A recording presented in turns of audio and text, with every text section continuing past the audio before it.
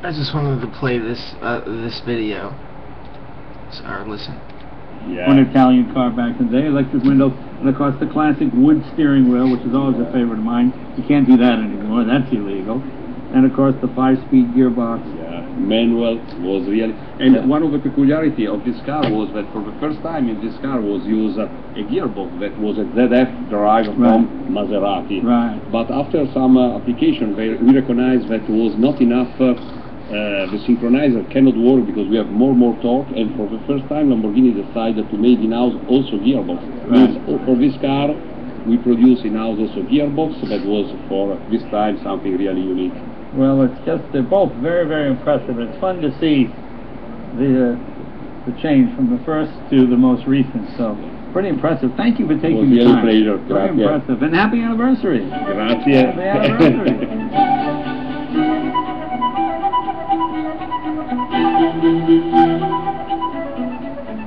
We're here on the lawn at Pebble Beach, and if you're a Duesenberg enthusiast, you'll be pretty excited about this, because this is the very first Duesenberg ever built. Historically, that's pretty amazing if you're a Duesenberg enthusiast like I am. This is a car that preceded the J.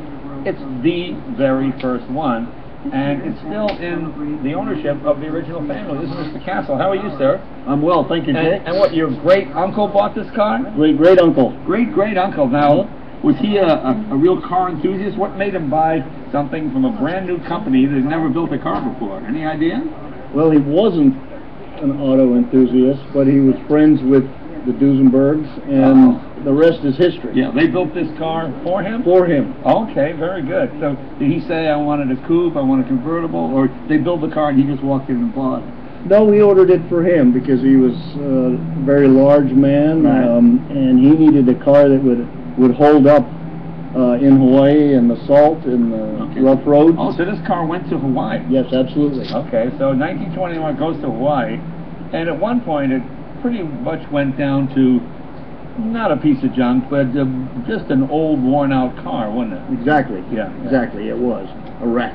Yeah, because I saw this car maybe 15, 18 years ago in a barn or garage or something up here in Monterey. Well, that was my shop. Oh, it was your shop. Yeah, okay. But it's okay. It was a barn, actually. Okay. Sorry about that. Well, I remember seeing it, going, "Oh my God!"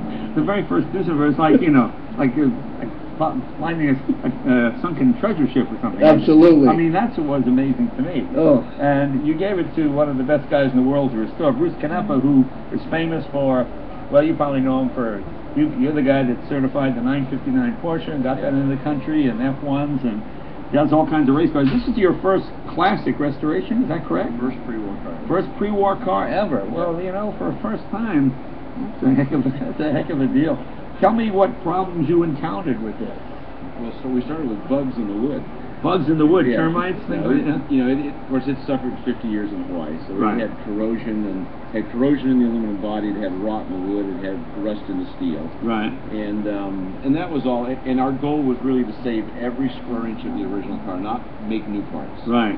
Really restore the original parts. And put it back to... And put it back to as it was new. Because in 29, it was updated to be a more modern car, and you had to go back and put it back into 21 specs. Exactly. When we got it from Jimmy, it had Model J headlights, wheels, hubs, steering gear assembly, steering wheel, gauges, lights, everything. They had done what you would do. They upgraded everything on the car, and then we brought it all back to all the original pictures and exactly how it was built. Wow, very cool. Well, it's just, you know, it's an amazing car because cars don't look like this anymore. It has sort of a horseless carriage look to it almost. It does. Yet, in its day in 21, it was quite modern, hydraulic brakes, correct? Hydraulic brakes. So the very first American car.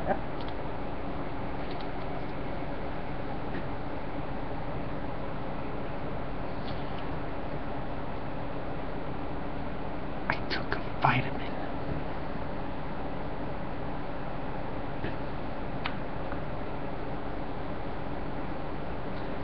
Now I feel really weird. There's somebody standing at my door. I don't really care though. But it's not helping. I think that helped. A little.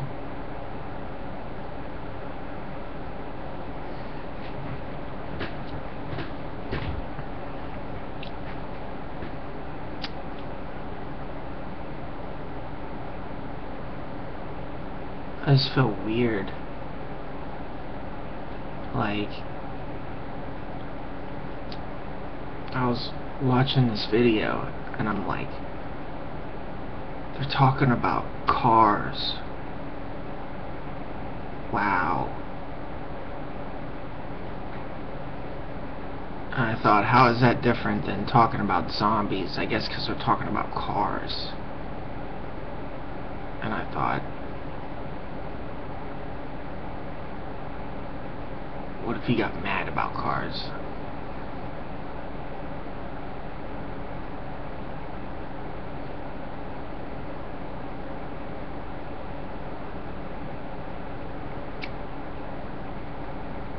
Now I'm looking at a picture of a bullet hole.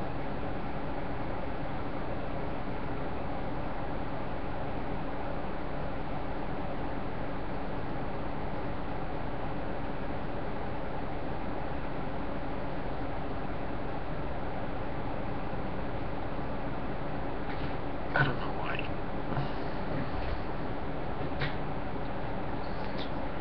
I feel very weird.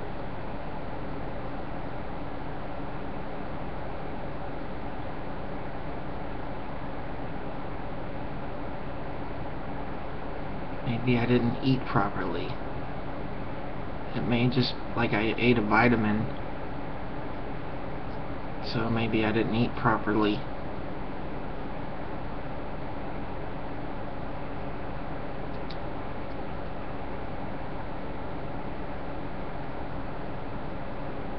I just feel like something's wrong. Like there's zombies all around me or something.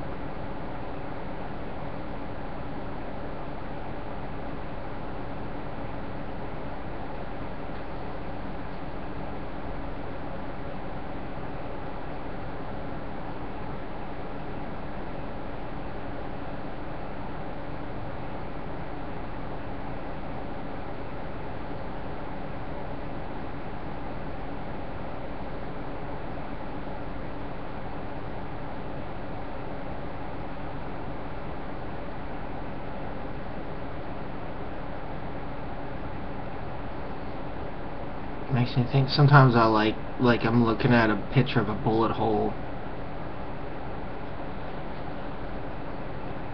and just like it's just stuff online, and so sometimes I look at it to like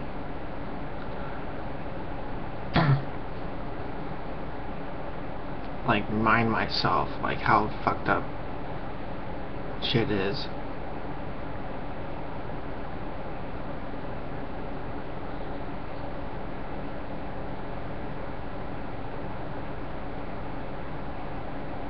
So I can only imagine, like,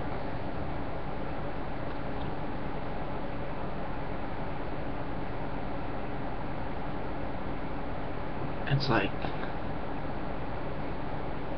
they're fucked up, and since you've seen it, now you're fucked up. But they never did it.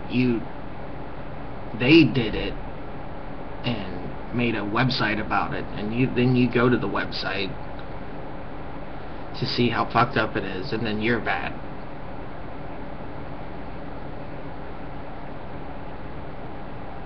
And it doesn't matter. I don't know.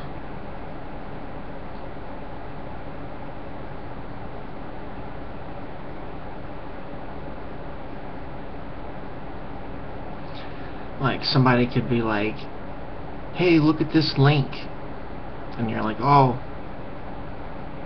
why? Oh, it's really cool, check it out. So you click it and it's like 4chan, you know, and then it's like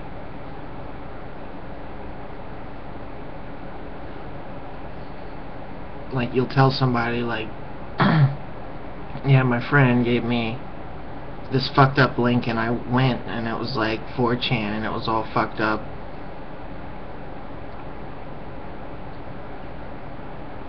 And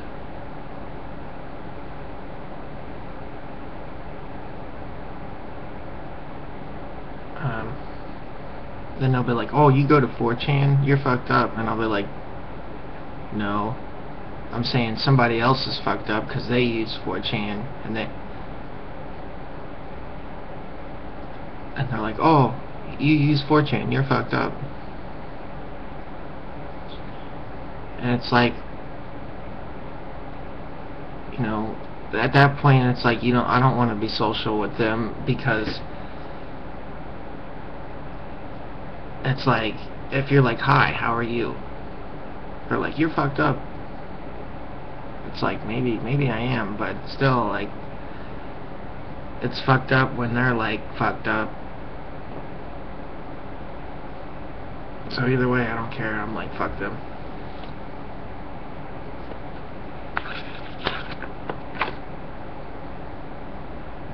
Like, I can talk about cars,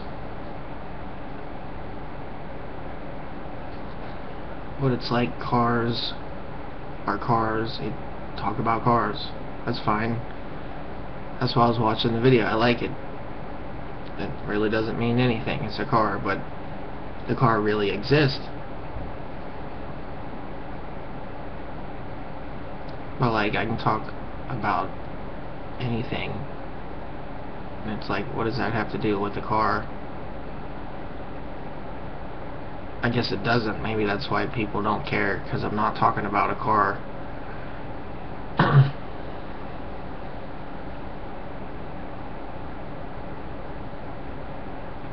It made me feel like, what if I was explaining a car, but I was really enthusiastic?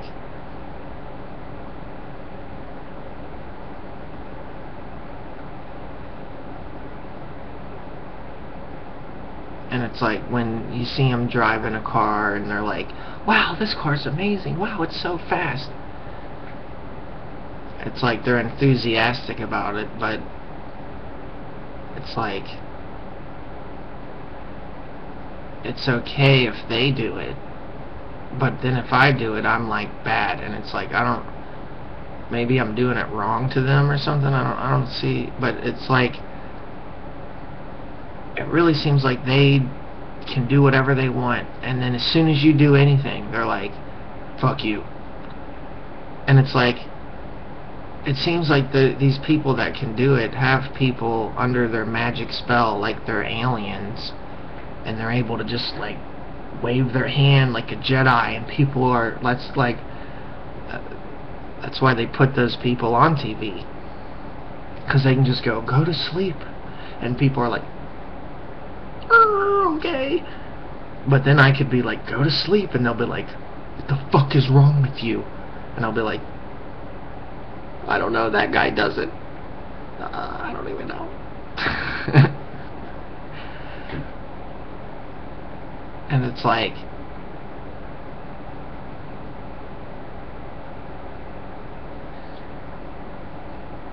really weird. The only thing I can think of that separates them is money, because you're listening to this video, and they're like, we're on Pebble Beach, or Pebble, whatever, and there's like symphony music. It's like, dun dun dun dun dun dun. We're all rich and preppy. Don't you want our fancy old shitty fucking cars? And it's like, and then they're like, well, check out this nice badass new one, and it's like, like, that's not realistic. Like, how about a realistic car, just like that, but more realistic, like down to earth? But like, where's the gap between that and something I can afford?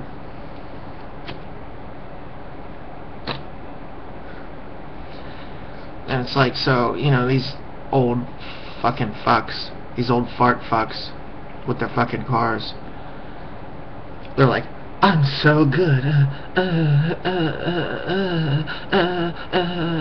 and they do it just like that, dude. You should see them do it, because I'll be sitting there looking at them, and they're like, and even Alex Jones imitates it, too.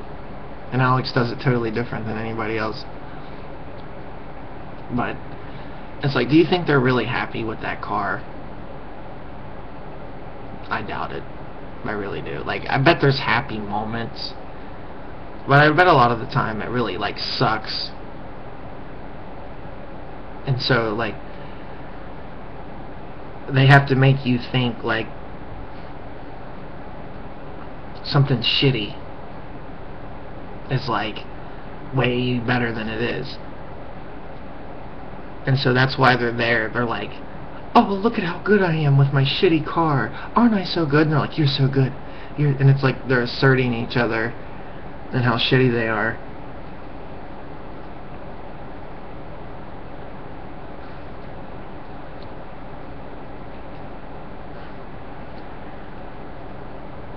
And I thought that, you know, what, that could be mean to say that. That's kind of mean.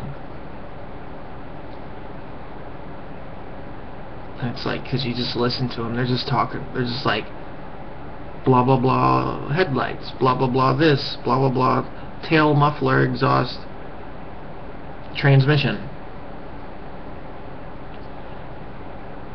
And I'm like, fuck your shitty car. And they're like, oh, that's uncalled for. And I'm like, well, I do like that car. But it just seems like there's a shittiness about it. Like, I really like it, but the shittiness is I don't think anybody actually likes that shit. So it's like, why does Jay Leno have cars and make videos about cars, and people like cars, and you see, like, I know people with dragsters and all kinds of shit, but they really don't like cars. And if I talked about cars, they could give a fuck less. It wouldn't even matter if I was like regurgitating everything they said. Then they might be happy, but it's like, I'm not really a regurgitator. Well, actually I am, but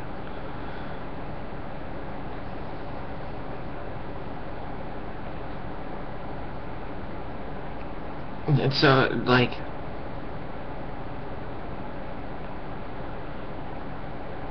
like you'll be talking with a guy about his car. You'll be like, oh,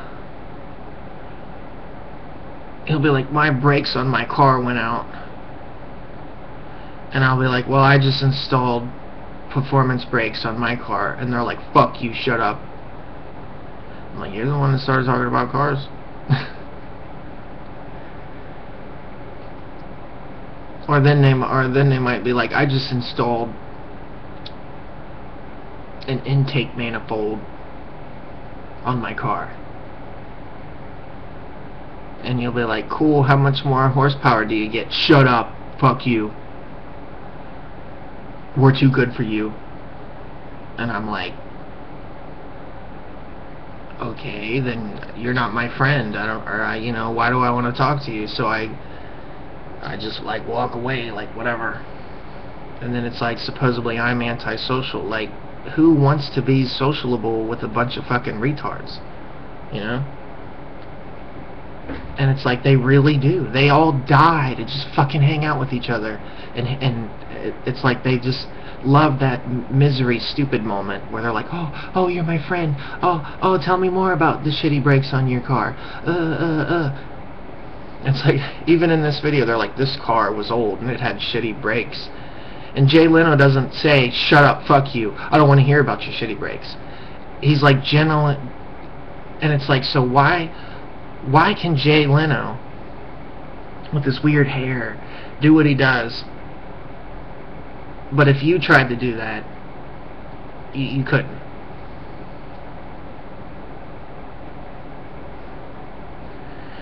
And Jay Leno knows so much about these cars. These cars are like $1 million cars.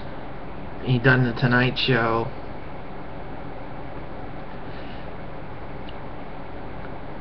No one acts like that. No one acts like that. He's on cognitive enhancement drugs. Like, anytime you look into some of these conspiracies and you watch Alex Jones, I'm watching Alex Jones' State of Mind, and I haven't even got the movie started yet. I'm 4 minutes into it, and they're just babbling on about nothing. And I'm gonna try to keep watching it, and the car video for fun. I go back and forth. I get tired of Alex Jones. I watch car show.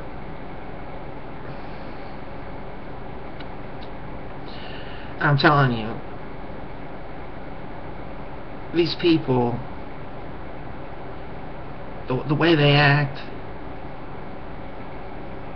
and the way the zombies act, like the zombies can't even structure sentences and think they're geniuses, and then the geniuses are like fucking geniuses, but somehow they're like, it's like they exist. How the fuck is that even possible?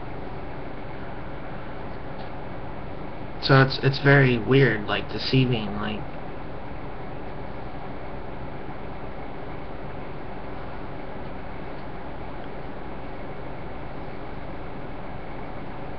something's going on, but I don't know. I'm not smart enough to figure it out.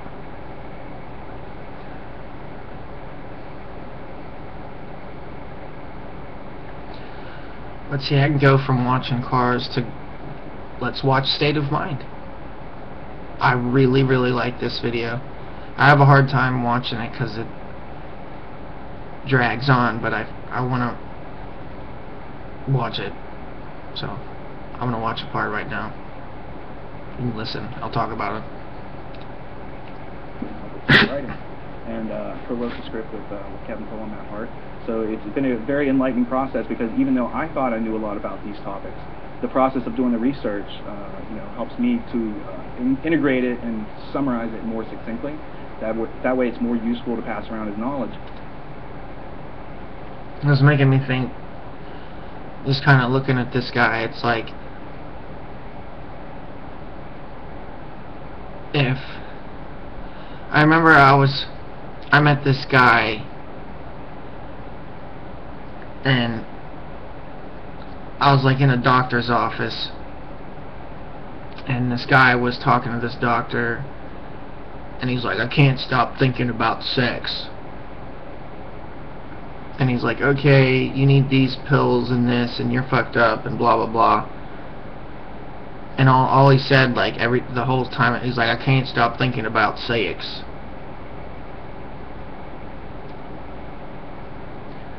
And it just seemed like, it's like, that it's like natural, but if that's all you can think about, then good luck paying attention to Alex Jones if all you can think about are tits. And it's like, so many people tell me, they'll be like, all I think about are tits and boobs and asses. And I'm like, well, I do too, but sometimes I think about other things. And it's like, if that's all they ever think about, I mean, is that all anybody should ever think about? I don't know what I'm trying to get at. It's like, is it right? Is it wrong? Who am I to judge if thinking about sex all the time is right or wrong? I don't do it. Maybe I'm like a human being like anybody else, but it's like,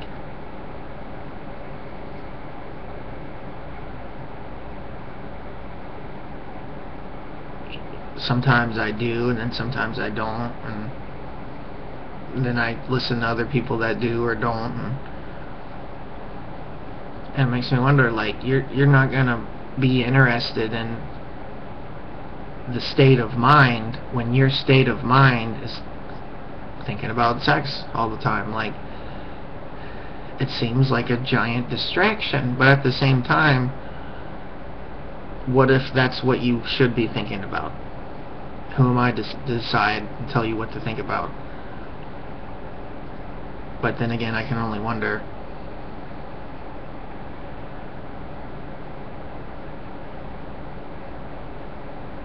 Like, which one is it? And for me, like,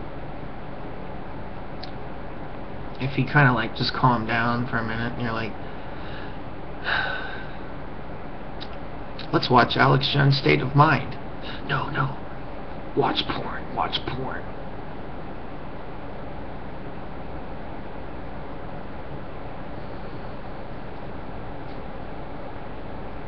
And it's like, for me, I might watch porn, and then I'm like, oh, I'm finished watching porn, I think I'm gonna watch Alex Jones, and it's like, I feel bad, like, if I watch porn, I'm like, did I just watch something, like, dirty and abusive? It's like watching zombies fuck or something, I don't know.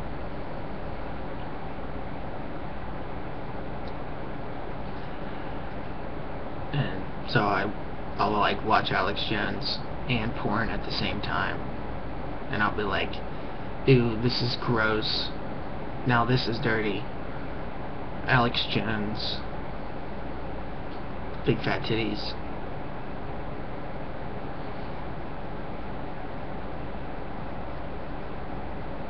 I'm just joking.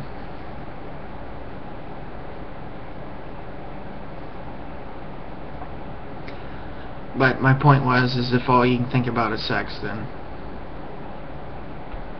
what the fuck really does matter then? I don't know. Let's finish watching this. Sorry, just looking at this guy made me think of that. Because I was thinking, he probably don't get laid much. Because he's too intelligent. Intelligent people don't reproduce enough. You have to be stupid to reproduce. The very act of sex is only accomplished in a stupid state of mind. So your state of mind, that's why people are kept stupid. So they keep breeding. Because if they ever woke up, they might go, oh fuck, better watch out. But instead they keep on state of mind. Definitely. Alright, well, I'm going to hit play. The ideas expressed in a film aren't just for the choir, but it's a bridge we're building to the congregation. It's a tool that you can use to not only enlighten yourself to these aspects and dig deeper, but to introduce it to a, you know, it's a very deep topic to an audience that's not necessarily looking for that, in a way that's very polite and doesn't give them a lot of fear. It gives them more knowledge and information. And even if you think you already know it all and are awake, watching something like this with all these doctors and psychiatrists and psychologists and Army psych warfare commanders like Colonel Schaefer and everybody else really gets your mind back in the game to be aware of how much of this is going on. And it's not oppressive, it's empowering and enlightening to be aware of it. And you're like, what, we're letting these inbred scum run things? Okay, my interpretation of what was said there is that I'm a fucking zombie, and it's too late. They poisoned my mind, they poisoned my body. The only thing I can do is die and take the poison into the earth with me. And I'm like a filter for the universe. I sucked in all the poison so you don't have to. So I'm like the filtering body mechanism that helped you breathe better. Like when I breathe, I'm just keeping all the bad shit in me and exhaling good, clean oxygen. I'm not exhaling carbon monoxide that's dirty and foul. I'm exhaling pure, because my body is like a liver filtering the air, and then I'm just being poisoned. The chemtrails and the fucking brain-eating vaccines are just lobotomizing me right now, and I'm like, I want to fight back, but it's like, and I'm like, I'm a zombie. And that's my best interpretation of that. Let's continue. Oh, what do you think the most powerful part, Richard, of the overall almost 2-hour film is? I think the most powerful part is whatever point the individual watching the film starts to realize that they can empower themselves, they can reignite their curiosity, their inventiveness, start to realize that the problems around them, they don't have to be a victim to that, that they can learn through using methods to outgrow the status quo. My interpretation of that is you can't fix stupid. You're not going to wake anybody up. What you just said is really smart and cool and awesome and everything, but no one can hear you. We're all too busy being stupid, and we can't hear you over how cool we are. We're so cool. What'd you say, bro? I can't hear you. I'm too cool. What'd you say about being curious about your environment? No. I can't do that right now. Anyways, I'm going to continue. Powerful information. Oh, and I should add, we're going to show the whole film here, and we'll have a few intermissions. But at the end, we're also going to have some of the things that hit the cutting room floor. And you guys were saying some of this, I haven't seen some of this yet, I've seen the film obviously. Some of this is even more powerful than what's in the film. It's just that it didn't fit in overall. Right. I mean, we would have had a 10-hour movie if we hadn't made these cuts, and it was really difficult to make the cuts because it was such good information. You know, but in order to get the flow, to get the cohesion to the information, we had to make those tough decisions. And usually, you get the extras, later, a year later on a second DVD. You're getting them at the premiere here tonight, and so we'll see how much time we have for that because you've got quite a bit. But it's powerful because I've seen just some short clips. Now, moving on here to one of the producers, Austin Green. Because I love this diverse crew here, all the backgrounds you guys come from. Tell folks a little bit about yourself and what you think is most important about this documentary. Well, my name's Austin Green. I'm a filmmaker with Free Mind Films. I came into this, towards the end of the process with a noble lie with Free Mind Films, coming as their editor. And through that process, we realized that we just had a lot in common. Our goals were the same. We want to get the same. Alex has this energy as if he can fly. Like, he looks like he could be like, I'm gonna fly and just take off. And I feel like, where is that in people? Where is that in me? Where did he get that from? Like, I feel like there's a secret that he keeps.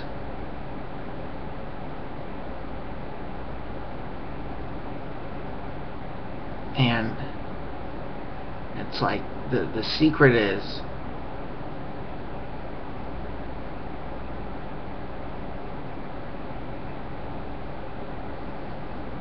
I don't know. That's the thing. It's like there's a secret. And I feel like Alex Jones would be like, I've been hiding a secret. All of this is true, but it's much worse than you thought. Because I'm one of them. But I'm not one of them. But I am. But I'm not.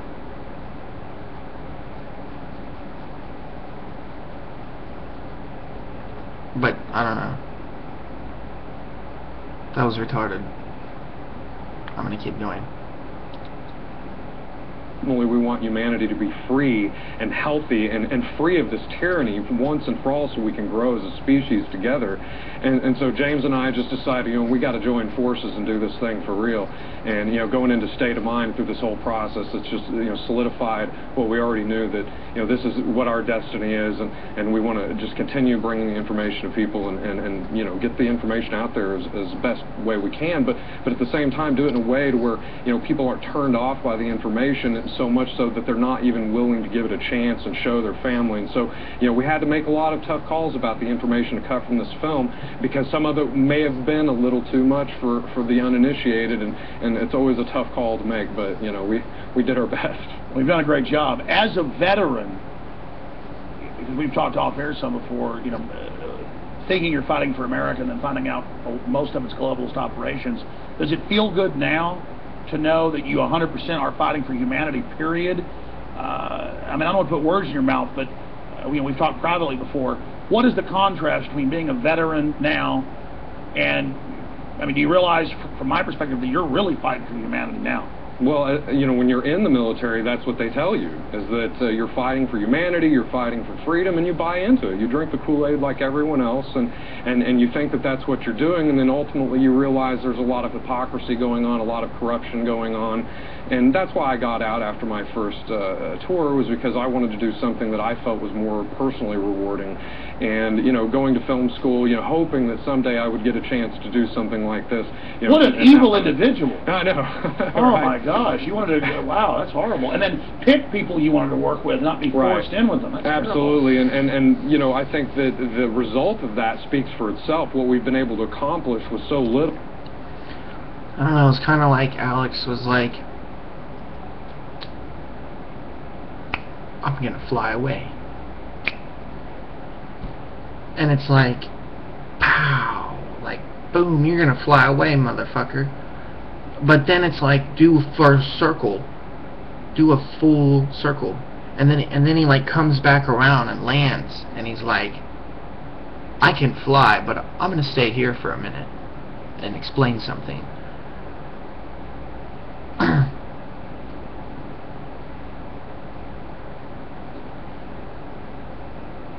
And it's like, I almost expect him to fly away and be like, fuck the prison matrix, ah.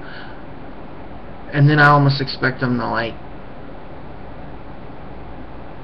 say something, like,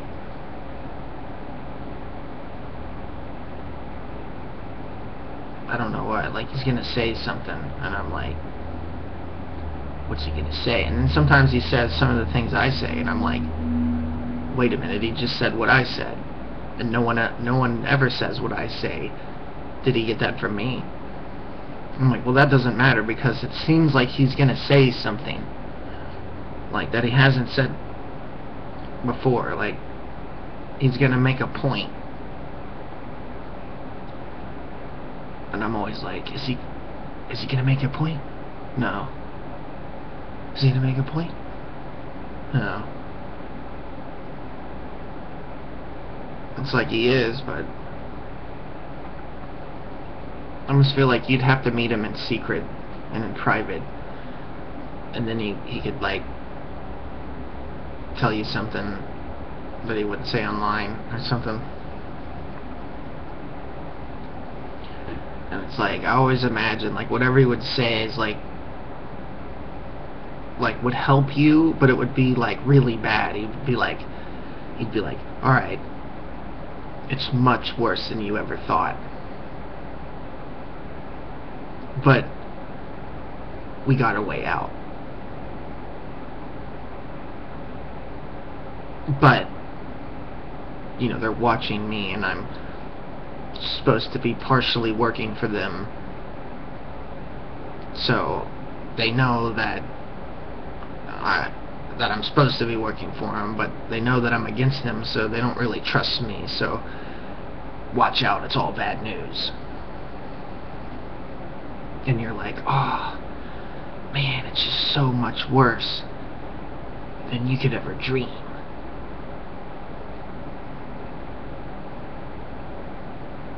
And it's like, what if life was just a bad dream?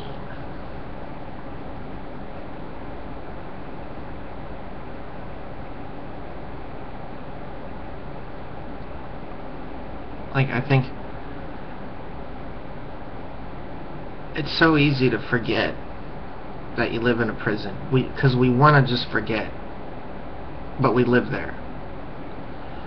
So you can't forget where you live. So a lot of people just choose to accept it and live with it. But, you know, like, I'll be driving down the road and it says on the back of people's cars, like, freedom or death. And I'm like, it's so subliminal, because I'm driving down the road and it's like in the corner of your eye it says freedom or death, and you're not really paying attention, but your subconscious paid attention, and it's like screaming at you like, read that bumper sticker, bitch. And then you read it and you're like, it doesn't say become complacent and more acceptant and placid and accept more stringent bullshit. It says no, stand up. And so that's what Alex has, is this stand up, like, fuck you kind of feeling, like, fuck you, fuck you. Not, oh,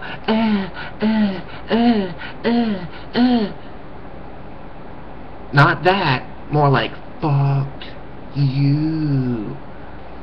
And I'm like, what energy level am I on? Like, am I on like the, oh, so trendy, like he makes fun of? Or am I more on the end where it's like, fuck you, we'll work with who we want, we'll do, that's real freedom. And then seeing how, and it's like,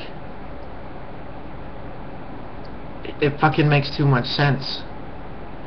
But at the same time, it's like, I feel like there's always the next level of insanity, intenseness, and sense, and no sense, and it's like, like a rocket to the moon.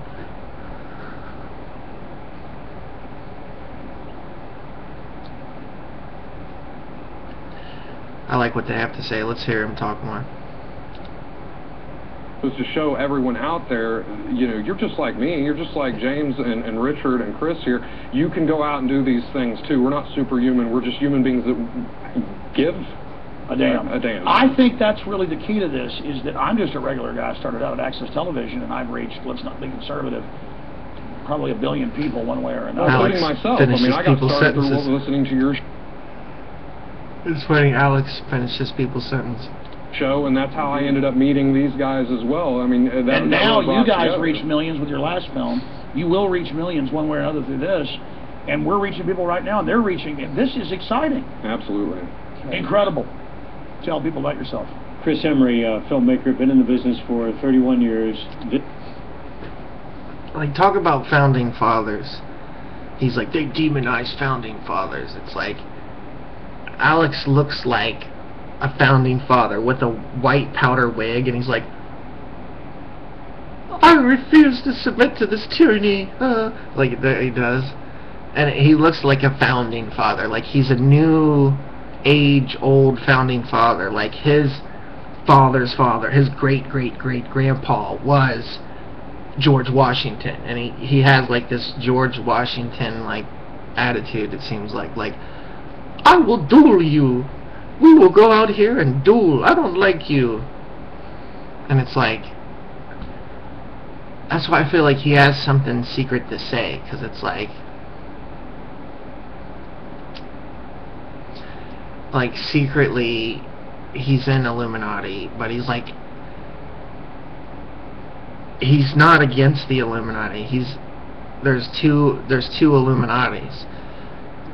The white Illuminati and then the dark Illuminati, and he's more like in the light.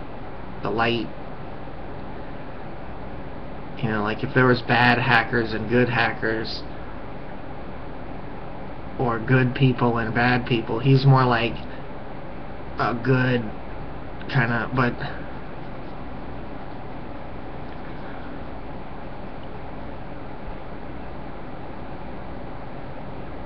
I don't know. I'll just listen to them talk more. Time that I've had the chance to actually work with one of the best crews in the industry, and I say that hands down. I was more on the commercial side, worked in front of the camera for about 12 years, did print work, and then did biographical documentaries, mainly on philanthropists and so forth in Dallas, artists. But the Oklahoma City case was the first time that I had to actually do a full-fledged historical documentary. The state of mind psychology of control, I'm brought in more on the logistics and on the co-production end, not so much on the research end, and I'll be helping a lot with the marketing, more so on this end, on this project. So I'm really looking forward to it. We've really stepped up our game, and it was because of InfoWars. I mean, we really have to thank your entire crew. You guys have just rolled out the red carpet for us.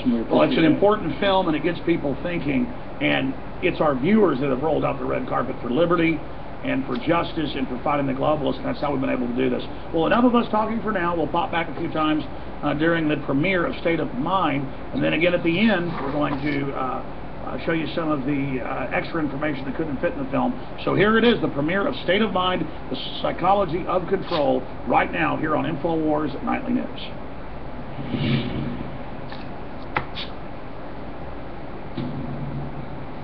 Secure your copy today at Infowars.com.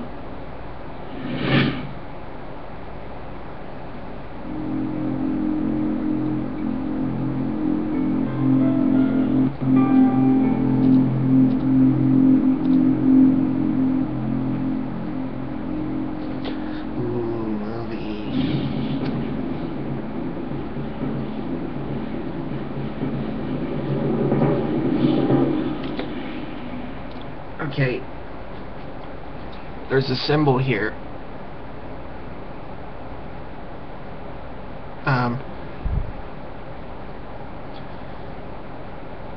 I would say it's the Boy Scout symbol. It's for Boy Scouts. That's what I think. I don't know. I've seen the same thing for Boy Scouts. Now, there was this guy that I know who says he's in a Boy Scouts Illuminati style, Freemason style Boy Scout deal.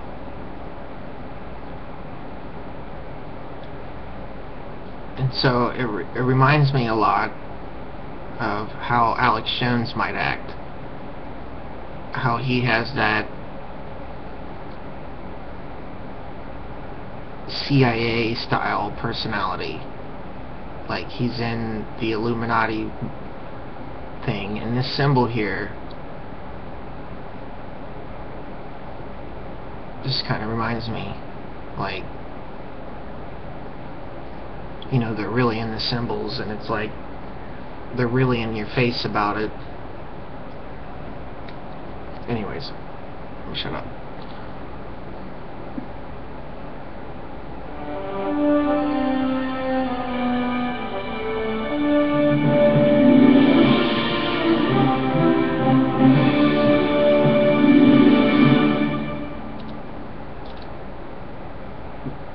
Now that was exactly like how Hollywood would do it.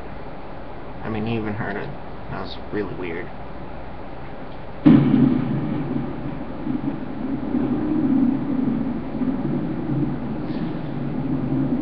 Habit is thus the enormous flywheel of society.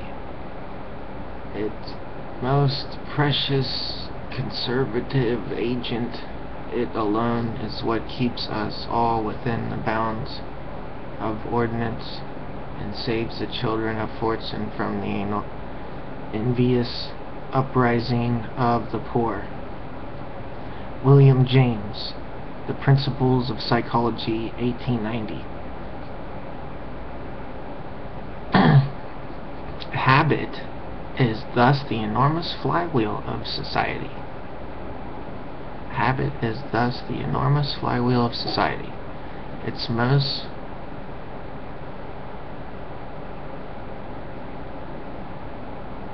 precursor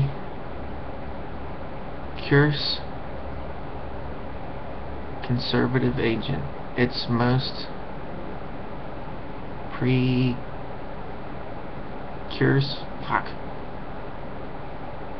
It alone is what keeps us all within the bounds of ordinance and saves the children of fortune from the envious uprising poor.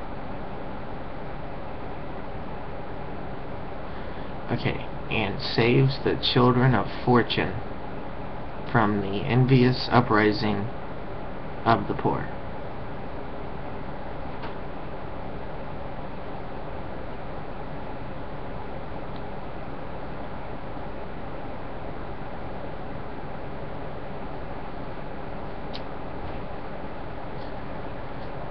So it sounds like habit is thus the enormous flywheel of society.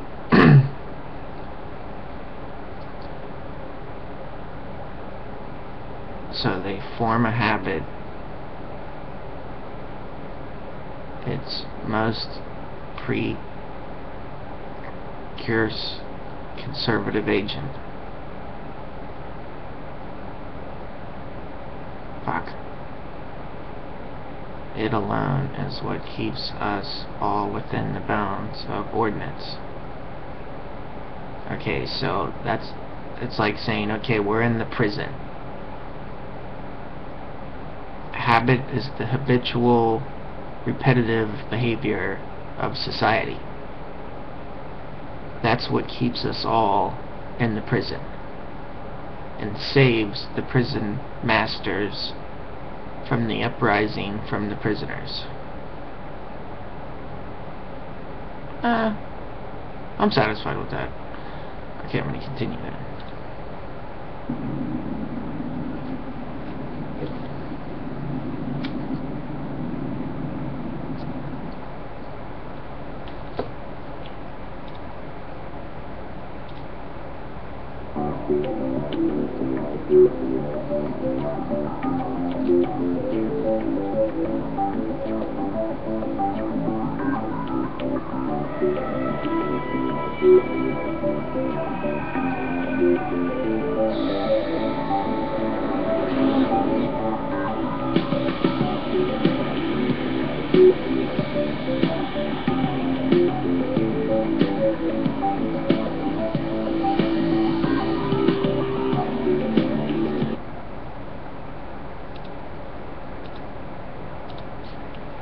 That's really weird because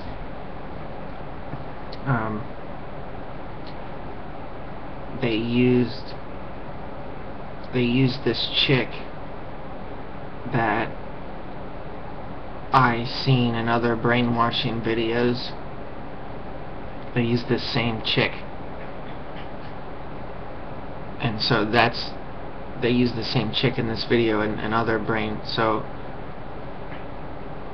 that's like a message somehow. That's some kind of secret message, because it's about brainwashing, and that's what that chick did, and that's really weird. I don't know what it anymore. That's just, I mean, that's all it means is they use this chick. I mean, is that hard for you to understand? They use the same chick that has nothing to do with Alex Jones. I mean, of course they might have put it in there on purpose or anything, but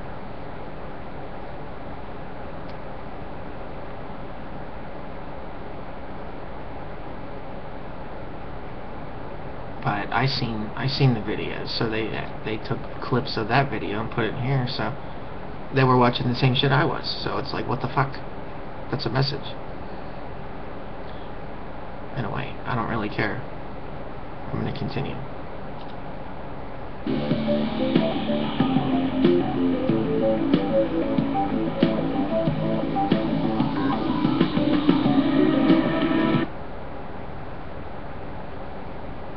The fuck?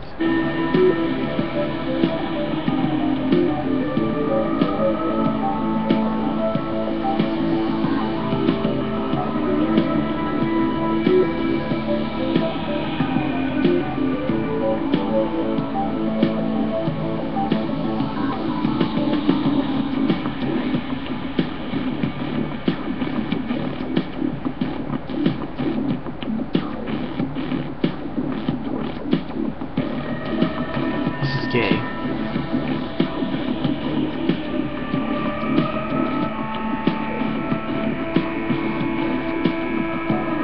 I'm tired of watching cool, weird shit. I like it, but it ain't really. Okay, quit. I guess that was the intro. If you don't submit to control, if you're a radical, you're less likely to be loved. You're not fitting in with society. You're viewed as an outsider. There's a lot of social prohibitions about the outsider and the person who's going to upset things. From the time we're very... That's a really weird way to start the movie. I mean, that was like really fucking weird.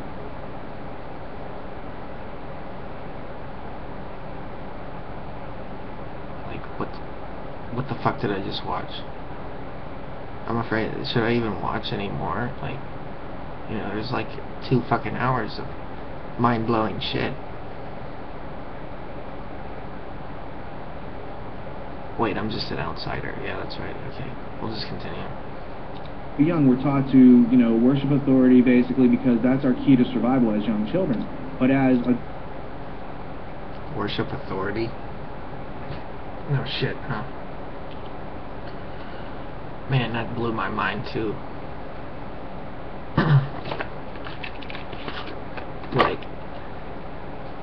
like, just end the movie right there. It made enough sense. People should get it now. Movie over. People are dumb. And I'm pretty dumb too.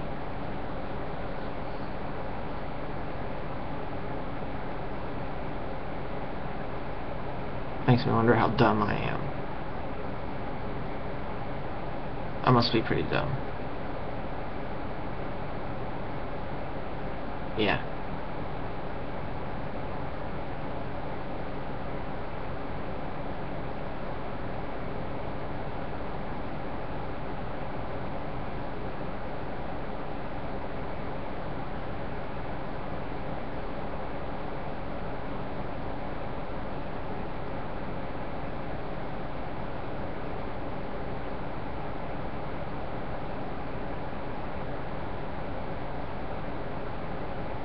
I feel stupid. Let's watch the video.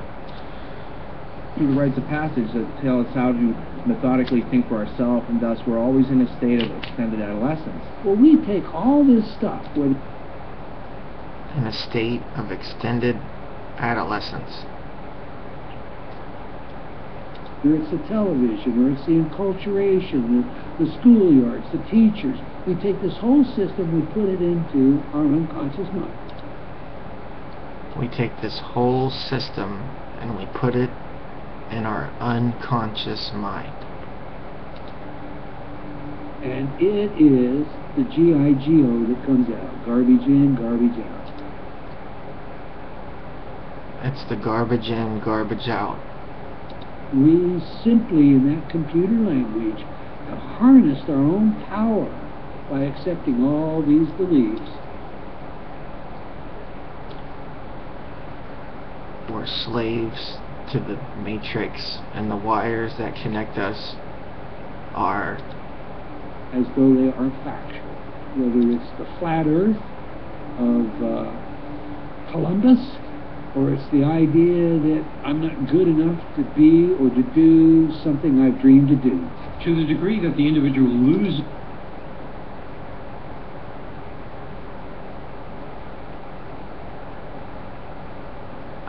I didn't stop it soon enough. No, I'm confused. I'm gonna keep going.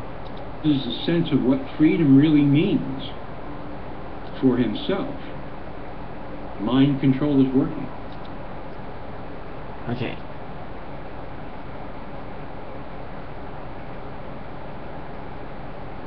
Yeah. This is the constant battle and struggle. What does my freedom mean to me? What is it? How deep does it go? How far-reaching is it? Individuals come already with their rights. They're born with their rights. They're inherent. They're hardwired. They're hardware. It's tragic. They've lost their sense of the importance of the individual. Each individual. We're not animals. We're individuals. We're created in the image of God. And so what you have is everybody's born into this control structure. Everybody's born into authority. Everyone's born into this situation.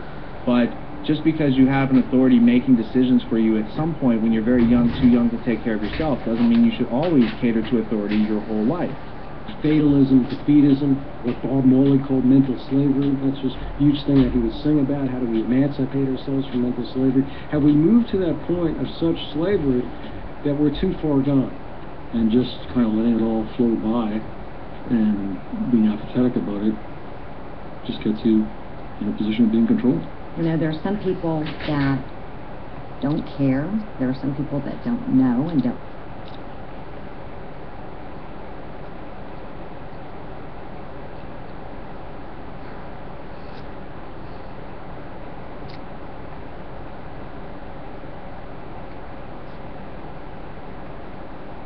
I gotta do a million things.